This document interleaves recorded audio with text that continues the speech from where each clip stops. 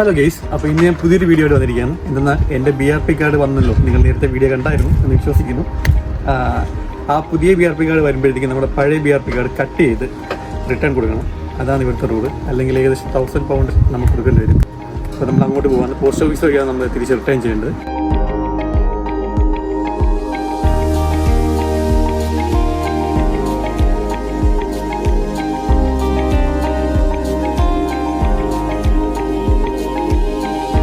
അങ്ങനെ ഫ്രണ്ട്സ്, ഞാൻ അവസാനം പോസ്റ്റ് ഓഫീസിലെത്തി. ഇനി ഇവിടെ നിന്ന് ക്യൂ നിന്ന് ഒരു എൻവലപ്പ് മേടിക്കണം.